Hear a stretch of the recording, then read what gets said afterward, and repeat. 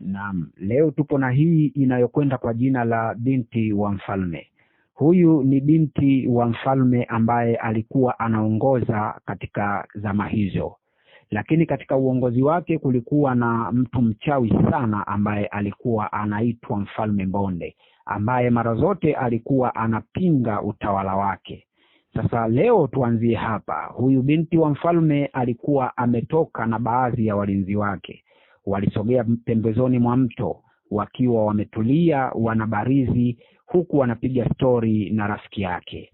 Stori zilikuwa zinanoga, huku walinzi wakiwa bize katika kuimarisha ulinzi katika eneo hilo, huku wakihakikisha kwamba hapaswi binti wa mfalme kuzurika na chochote kile.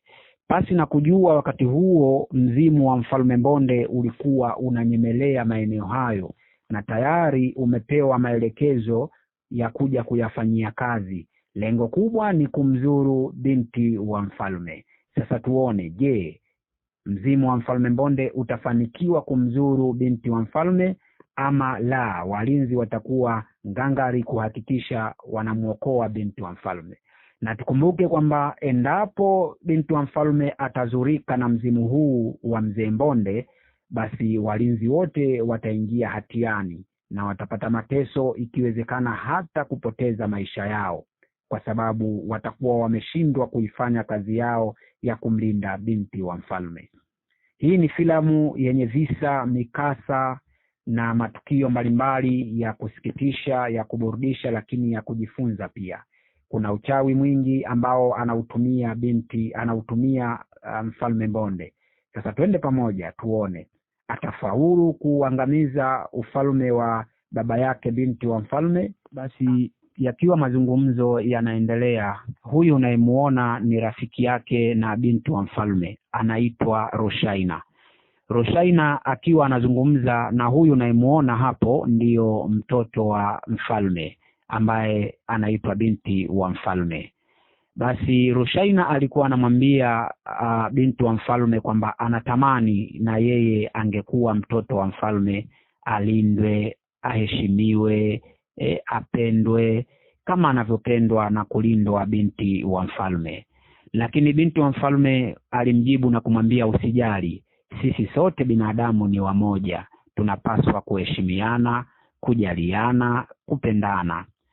Anamwambia sawa, lakini wewe una amani zaidi na una furaha zaidi kwa sababu unalindwa muda wote na unapendwa pia. Katikati ya mazungumzo yao, ghafla jiwe linanyanyuka ama linaibuka kutoka chini ya mto huu. Ndipo binti wa mfalme na rafiki yake waliliona na kuanza kutaharuki, huku akiwa na pressure na uoga. Ghafla na mlinzi mmoja naye aliliona jiwe hilo. Ndipo alipoona sasa hatari inakaribia, aliwahi na kumshika binti wa mfalme, na walinzi wengine wakiingia kati kuhakikisha binti wa mfalme anakuwa salama bin salimin. Ndipo kimbembe na kizahazaha kinaanza hapa. Je, watafanikiwa kumwokoa binti wa mfalme? Bila shaka mzimu wa Mfalme Mbonde umeshafika eneo hili. Mzimu wa Mfalme Mbonde unaonekana ukiwa unawasogelea, huku Roshaina akiwa na uoga anahema. Ndipo Mdoe, mlinzi mmojawapo, na Emmanuel wakiwa wapo makini kuhakikisha kwamba binti wa mfalme hawezi kuzurika hapa.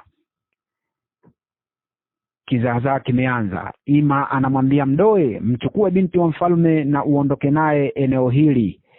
Mdoe anamwambia sawa, nimetii maagizo, nitafanya hivyo, huku binti wa mfalme akiwa na presha. Ndipo Mdoe aliwachukua binti wa mfalme pamoja na rafiki yake na kuweza kumtoa eneo hili. Ghafla wanakutana na upepo mkali ukiwa unavuma. Wakiwa na mshangao, Mdoe alisogea mbele. Ghafla na walinzi wengine waliweza kufika eneo hili, wakiangalia hali ya usalama upoje hapa. Wakiwa wanaangalia huku na kule, pasi na kujua ni nini kinachoendelea ama kinachotaka kutokea eneo hili, walimweka kati binti wa mfalme pamoja na rafiki yake, wakiwa wanaangalia usalama, jinsi ya kuweza kuwatoa katika eneo hili na kuweza kumfikisha nyumbani akiwa salama. Basi wakiwa hapo makini, ghafla Mdoe alivutwa na kuanguka chini, aliona kitu kikaanza kumburuza. Ima akatupa mshale, mkuki, akakichoma hicho kitu ambacho sisi hatujakiona vizuri, kikamwachia Mdoe, na mkuki wake ukionekana una alama ya damu, maana yake amefanikiwa kukichoma hicho kitu, na kumwambia Mdoe, nimemfanikiwa kumzuru. Huyu ni mzimu wa Mfalme Mbonde, anataka ghafla jiwe. Basi huyu mlinzi anaitwa Tambwi. Tambwi alikutana na jiwe na kulipangua na ngao yake, huku binti wa mfalme akiwa amejificha nyuma ya mgongo wa Tambwi. Rushain alianza kuleta usaliti na kutaka kuwatoroka wenzie. Ghafla alipigwa jiwe la mgongo, akabaki chini na wenzie wakamwacha. Kwa wakati huo walikuwa walinzi wote wapubize kumlinda binti wa mfalme. Rushain alileta usaliti na kutaka kuwakimbia wenzie, basi na wao walimwacha pasi na kujua kwamba yupo wapi. Walimwahisha haraka binti wa mfalme aweze kuondoka. Ghafla wanakuta ardhi inachimbuka chini. Ima alisema, huu ni mzimu wa Mfalme Mbonde. Tambwi, mchukue binti wa mfalme na uweze kuondoka naye eneo hili.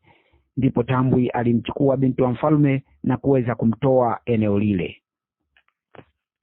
Ghafla mzimu Ima akarusha mshale, lakini sidhani kama uliweza kuzaa matunda, huku akionekana Rushain akiwa anajikokota, anapita kuyumba, maana jiwe alilopigwa la mgongo ni zito sana, lina uzito mkubwa. Anaendelea kuyumba huku akitafuta njia ya kuweza kufika nyumbani. Ghafla jiwe, Mdoe na Ima wanapigwa jiwe lenye uzani mzito, pasi na kujua mawe haya yanatokea wapi. Ghafla kuna mauzauza ya mzimu wa Mfalme Mbonde unawafata, wanakwepa pale, wanakimbia mbio, wanawahi silaha zao ni mikuki, ndio mtetezi wao. Ima anawahi, anachukua mshale tu, mzimu wa Mfalme Mbonde umefika, anaanza kukabiliana nao, huku anasogea alipo mwenzake. Lakini huku Rushain anaendelea kujikongoja mdogo mdogo ili aweze kufika salama bin Salimin nyumbani. Lakini anaonekana kijana mmoja, huyu anafahamika kwa jina la Miki, akiwa anapita mitaa hiyo, huku Rushain anaonekana kuishiwa nguvu kabisa na kuweza kukata tamaa, lakini pasi na kujua kwamba bado pumzi anayo na anaweza kujitetea. Ndipo alipoona apumzike kwanza, huenda ikawa ni salama kwake. Huku Mdoe na Ima wanaendelea kupambana na huu mzimu wa Mfalme Mbonde. Miki aliona kitu, ikabidi asogee. Miki alianza kusogea. Alipokaribia na Rushain naye alishtuka, kuna kitu kinakuja huku. Akakaa vizuri, lakini alimuona kumbe ni Miki. Miki naye alishangaa kumuona yeye huyu Rushain yupo hapa. Akamsalimia, salamu ewe rafiki kipenzi wa binti wa mfalme. Na Rushain akamjibu, salamu ewe mwanakijiji mwema uliyebarikiwa. Akamuuliza, yupo wapi binti mfalme? Rushain akamwambia, binti wa mfalme yupo huko na walinzi wanapambana na mzimu wa Mfalme Mbonde. Ndipo Miki aliamua kumsaidia na kumchukua Rushain ili mradi aweze kumwahisha nyumbani. Huku anaonekana kijana mwingine kabisa akiwa anafanya shughuli zake za kawaida za kukata hii miale, akiwa anaendelea kufanya shughuli hizo pasi na kujua kinachoendelea. Huku Emmanuel na Mdoe wanaendelea kupambana na mauzauza ya Mfalme Mbonde. Wanarusha mishale, mikuki, ghafla imekamatwa, imevutwa. Wanabaki hawana silaha yoyote, hawajui wajiteteeje. Ghafla Ima mkuki kachomwa, mkuki wa moyo. Mdoe, Ima amemfuata na kuangalia jinsi gani ya kuweza kumsaidia. Ima anaanza kuishiwa nguvu, mkuki umezama katika kifua hiki cha Ima. Mdoe anamsaidia, anashuka naye chini, akiangalia huku na kule jinsi ya kuweza kupata msaada. Mkuki akauchomoa, Ima akapata maumivu makali sana. Mdoe anampa moyo na kumwambia, usijali, tutatoka eneo hili tukiwa salama. anaangalia huku na kule Mdoe. Huo mkuki mwingine umepita, umetokezea upande wa pili. Mdoe, Ima anazidi kuvuja damu, huku binti wa mfalme akiwa na tambwi amesikia hicho kilio ama huo mwangwi wa Mdoe. Anajishauri, lakini baadaye alimwambia tuendelee na safari. Lengo tambwi amfikishe binti wa mfalme salama nyumbani.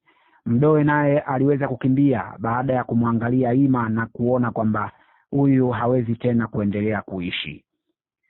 Naam, usikose sehemu ya pili kuweza kujua ni nini kilichoendelea.